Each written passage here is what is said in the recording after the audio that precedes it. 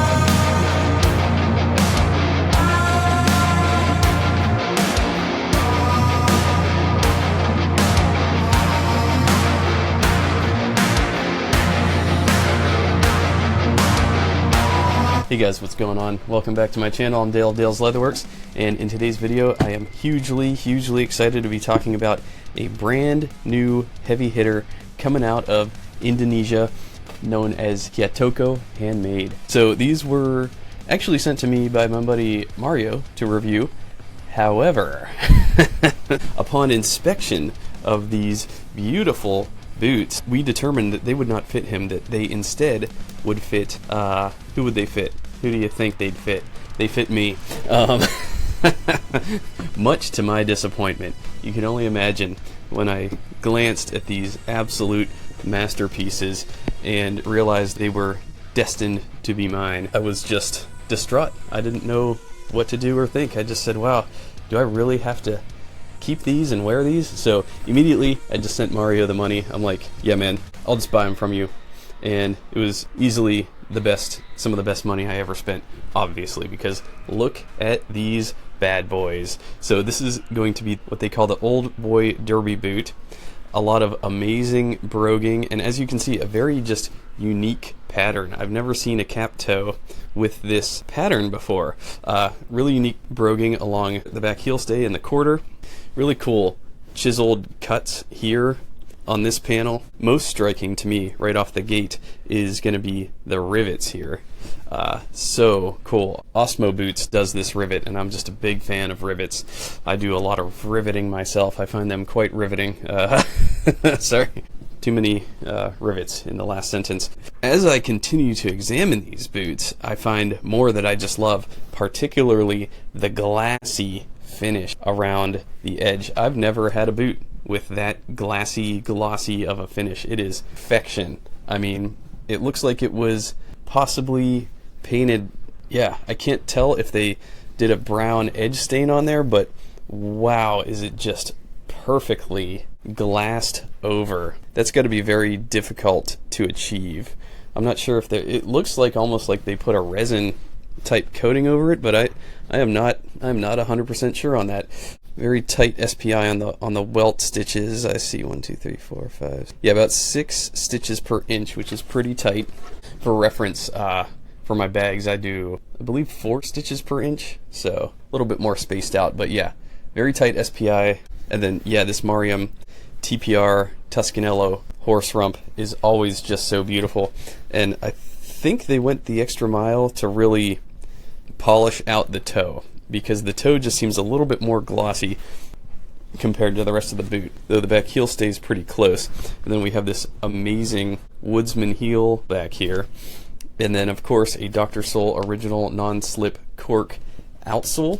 There is a shank in there. It protrudes ever so slightly. Roll top collar at the throat. Kiattoko Handmade heel seat in there.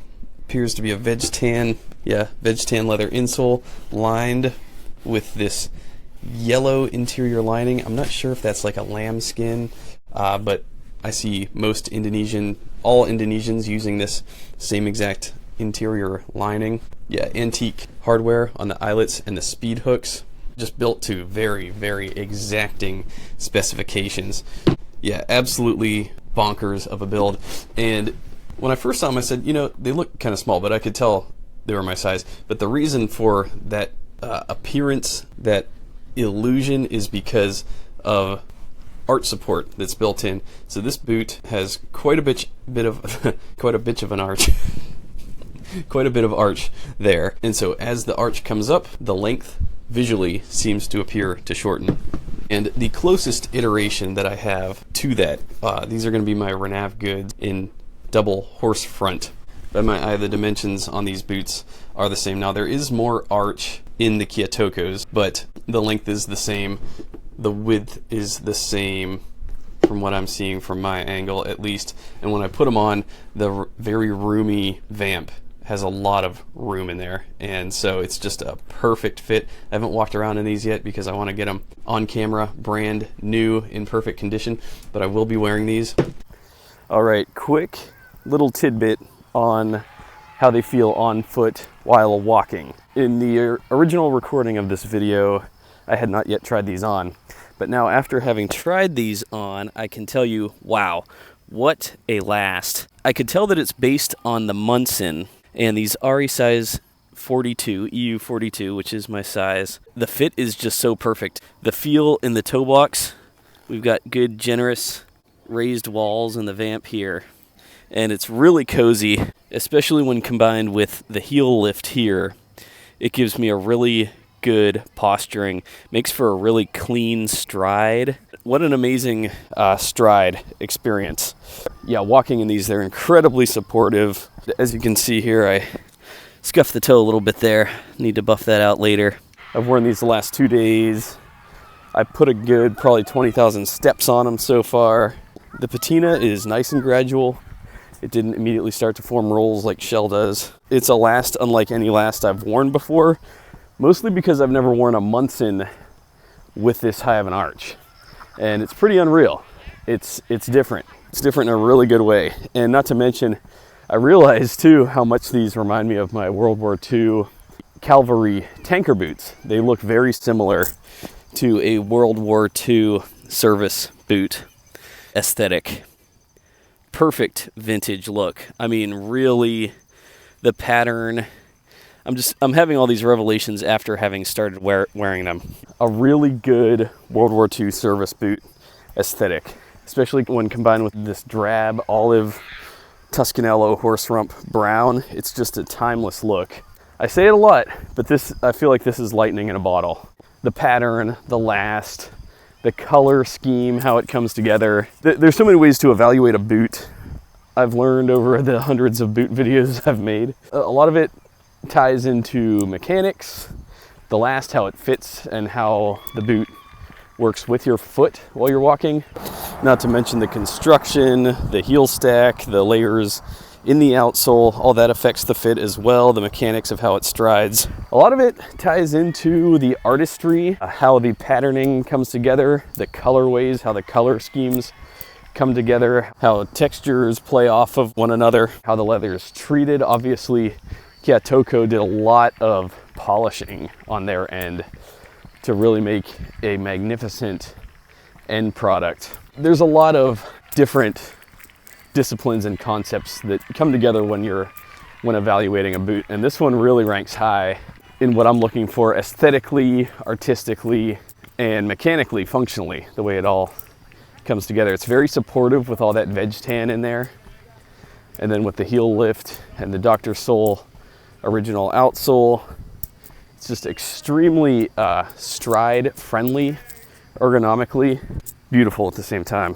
I had an old pair of Trumans in Toscanello horse rump that I sold off to my buddy John Yorkin. So hopefully they found a better home with him. Those Trumans, they were a size 9 and just a little big on me. Typically an 8.5 in Truman. For sizing, I don't actually know what size this is. I think you have to, this is one of those cases where you just have to work with the maker to get your sizing dialed in. I believe these would be equivalent to a size 8.5 because they are perfectly fit to my foot. And then we've got this beautiful, almost Munson style toe box here. It is structured as well. So everything that I like to look for in a boot, personally. Shout out to Ashwin Rao, who did an incredible review on basically the same exact model, except his were in Shinky Shell Cordovan. These are going to be Mariam TPR thermoplastic resin Toscanello horse rump, one of the best colors of horse rump in my opinion. Though, that said, I have some macchiato that I make kilties out of, and the more I look at it, that you can buy right now at dalesleatherworks.com. This to me is just another just glowing, amazing color of leather. I'm really thinking of maybe having Willie's at Willie's Boots build me some engineers out of that. Willie, if you're watching, just get it started. But yeah, Ashwin Rao, he did a really good review. I will leave a link to his review in the description below. Go subscribe to him. He's doing some really amazing work, really pioneering a lot of, you know, obscure brands. You know, he often beats me to the punch with a lot of these small brands, and I'm not mad about that, by the way. Not really. And this is Kiattoko Handmade, and this is their Old Boy boot. As you can see, the Old Boy is a very unique design, one that we haven't seen very often. It is a derby boot, meaning that it has an open channel lacing system, but it has this very unique brogued pattern around the quarters and back heel that really make it stand out. It's a style that derives from a vintage era of shoemaking, and one that Kiattoko felt was appropriate for today's day and age for bootmaking and shoemaking. I learned a ton from Ashwin Rao at Welted Ware. He did a great review, basically the same build, except for on his, he has a standard block heel, whereas on this one, see, we've got a woodsman back here. And as we've learned, the heel type isn't always dictated solely by the shape of the back. Sometimes it is also determined by the shape of this little divot here. So as you can see, this one is curved and it kind of shoots out at an angle. So I asked Ashwin a little bit about this brand, and he says Thomas used to work with a number of highly regarded makers on outsole stitching and other work. He also works as a cobbler. He has partnered with an enthusiast in Singapore who recognized this and started planning out new designs, custom lasts, to offer high quality hand welted boots at a fair price, and this is so nice to have. I definitely check them out if you can. Maybe Mario's pair. Well, Ashwin, you indeed were prophetic in that prediction from a month ago. So I got to talking with the good folks at Kiattoko, and I asked them a little bit about their story. He says, I am from Singapore and started as a denim boot enthusiast, a relatively small community compared to our Southeast Asian neighbors in Malaysia, Thailand, and Indonesia. I then decided to try my hands at shoemaking, using both offline and online content for reference, but clearly wasn't good at it. My engagement with Thomas, my Indonesian partner, was via Instagram, and we chatted about handmade shoes and boots, eventually to a point where we decided to work together to come up with this project. Thomas manages production and logistics while I provide the funds, directions, and designs. It's a collaborative effort, so we share roles interchangeably. The end products are a realization of what we would wear as consumers ourselves, borrowing elements from vintage and modern Japanese, American, and European designs. Okay, so talking to them about the size, they say that this is an EU42, and I love EU42. I almost never size wrong when I just go with the EU42, which is a UK 8, which translates into an 8.5/9.